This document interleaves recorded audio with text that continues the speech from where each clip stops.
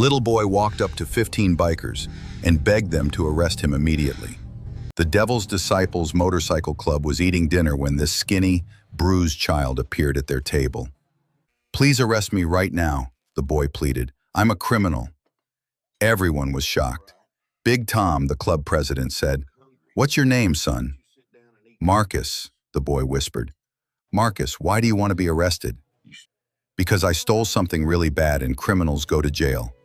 The boy pulled out a half-melted candy bar from his pocket. Every biker at that table knew something was terribly wrong here. "When did you last eat, Marcus?" Big Tom asked. The boy started counting on his fingers. "Sunday, Monday, Tuesday, Wednesday. 4 days." "4 days?" Razor growled. "Why haven't you eaten in 4 days?" Marcus looked at the floor. "Can't say." "Why not?" Big Tom pressed gently. "Because if I tell you, you might feed me, and then I can't go to jail, where they give you 3 meals every day." The terrible truth hit them like a sledgehammer. This child wanted to be arrested because jail was the only place he knew he could eat. "Where are your parents?" Big Tom asked. Tears filled Marcus's eyes.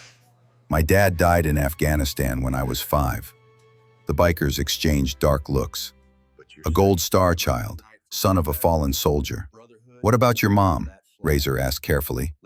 "She married Derek," Marcus said, his voice breaking. "He doesn't like me very much." Big Tom noticed the bruises weren't from playing. They were from fists, adult fists. "Did Derek do this to you?" Big Tom pointed at the boy's black eye. Marcus went silent. That was answer enough. "Where is Derek now?" Razor asked, his knuckles cracking. "Home with Mom," Marcus whispered. "He said if I came back, he'd hurt me worse." Every biker at that table was ready for violence. A stepfather beating a veteran's son was unforgivable. "How long have you been on the streets?" Big Tom asked. 2 days, Marcus admitted. "I slept behind the gas station dumpster." Big Tom made a decision that would change everything. "Okay, Marcus, we'll arrest you, but first we need to follow proper procedure." "What procedure?" Marcus asked hopefully. "Every criminal gets a last meal before jail," Big Tom lied. "It's the law." He turned to the waitress. "Bring this dangerous criminal the biggest cheeseburger you have, fries, milkshake, and pie."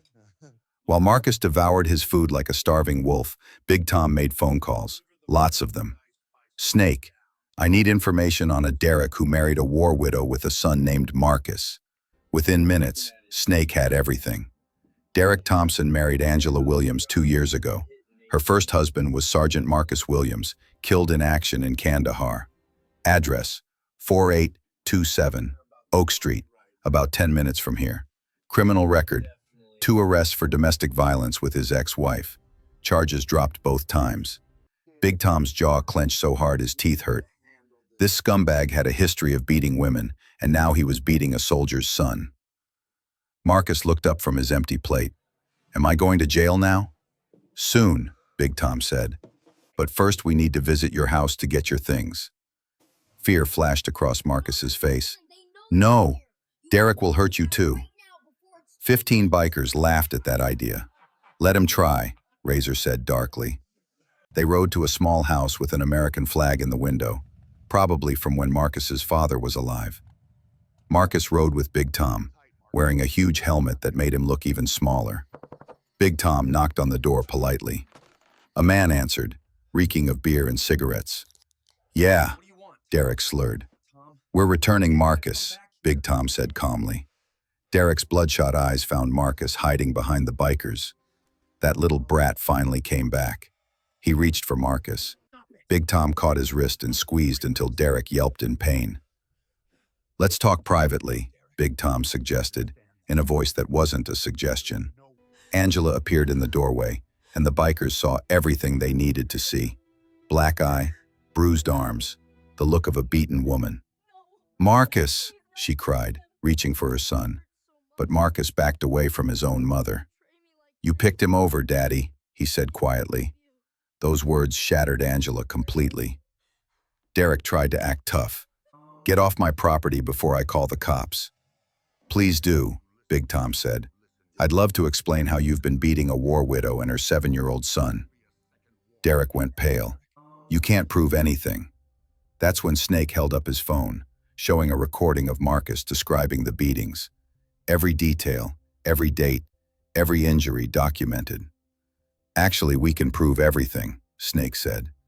Derek made a fatal mistake. He swung at Big Tom. The punch never landed. Big Tom caught his fist and twisted his arm behind his back, slamming him against the wall. You like hitting kids? Big Tom asked quietly. How about trying someone your own size? Please don't hurt him, Angela begged. He'll be worse after you leave. That stopped Big Tom cold. She was right. They couldn't guard this family forever.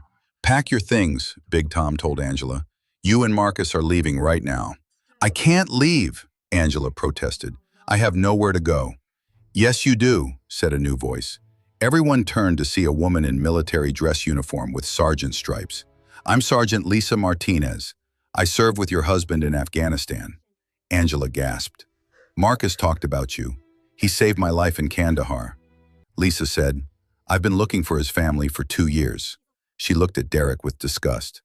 Marcus Williams was a hero who died protecting others, and you're beating his wife and son. Derek tried to run. 3 bikers closed him to the ground. Here's what's happening, Big Tom announced. Angela and Marcus are leaving, and you're never contacting them again. You can't kidnap my wife, Derek shouted. Your wife? Lisa laughed bitterly. You mean Marcus Williams' wife who you've been torturing? She pulled out her phone. I have 20 members of Marcus's unit ready to testify about what kind of man he was and what kind of scum would hurt his family. Angela found her courage. I want a divorce. You'll get nothing from me, Derek snarled. She'll get everything, said another voice. A man in a suit walked up. I'm James Patterson, attorney for the Veterans Legal Foundation, and we protect Gold Star families. He handed Derek papers. Restraining order, effective immediately. Derek read the papers and went white. This says I have to leave my own house. It's not your house, the lawyer corrected. It's Angela's house from her husband's life insurance, and you've been living there illegally. The truth came out. Derek had convinced Angela to marry him just to get access to her husband's military death benefits. You married me for money? Angela asked in horror. Derek's silence was confession enough. Big Tom released Derek. You have 5 minutes to pack and leave forever. Or what? Derek challenged. 15 bikers stepped forward as one unit. Or we come back when there's no witnesses, Razor said quietly. Derek ran inside, threw clothes in a bag and drove away fast. He knew predators when he saw them, and these weren't prey. Angela collapsed, sobbing. I dishonored my husband's memory. No, Lisa said firmly. You were a grieving widow who got manipulated by a con man. Marcus finally ran to his mother. They held each other crying while 15 bikers pretended something was in their eyes. Where will we go? Angela asked. There's a program for Gold Star families, Lisa explained. Full housing assistance, counseling, and a support network of military families. Why didn't I know about this before? Angela asked. Because Derek isolated you from everyone who could help, the lawyer explained.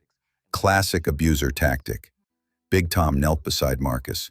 You're the bravest kid I've ever met. I'm not brave, Marcus protested. I ran away. Running from danger to find help isn't cowardice, Big Tom said. It's smart survival. My dad would be ashamed of me, Marcus said quietly. Lisa pulled out her phone and showed Marcus a photo. It was his father in uniform with his unit. Your dad once told me that his greatest fear wasn't dying in combat, Lisa said. It was leaving you unprotected. She looked at the bikers surrounding them. He'd be proud that you found protectors when you needed the most. Marcus looked at Big Tom. Are you really going to arrest me for stealing? Here's your sentence, Big Tom said seriously. Community service every Sunday, washing motorcycles at our clubhouse. That's not jail, Marcus said, confused. It's better than jail, Big Tom explained. You get to learn about motorcycles and hang out with really cool guys. Marcus smiled for the first time. Can I bring my mom? Your mom's welcome anytime, Big Tom said. The bikers helped Angela and Marcus move into a furnished apartment that the Veterans Foundation provided that very day. It was clean, safe, and nobody would hurt them there. But the Devil's disciples didn't stop there. They put word out on the street about Derek Thompson.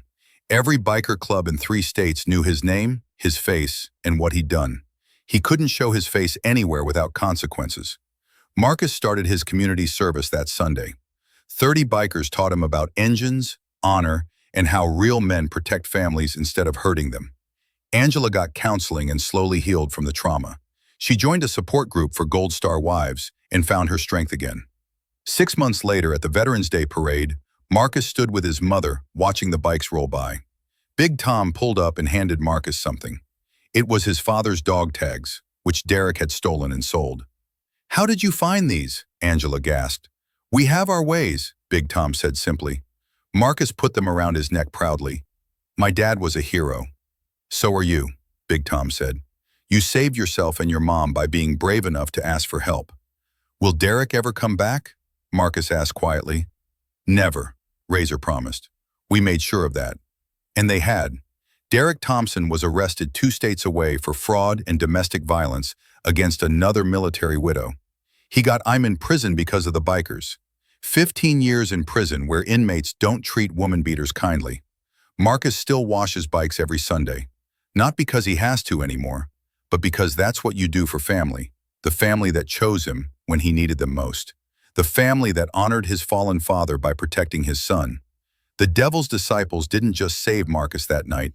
Marcus saved them too, by reminding them that underneath all that leather and steel were hearts that could still recognize innocence worth protecting.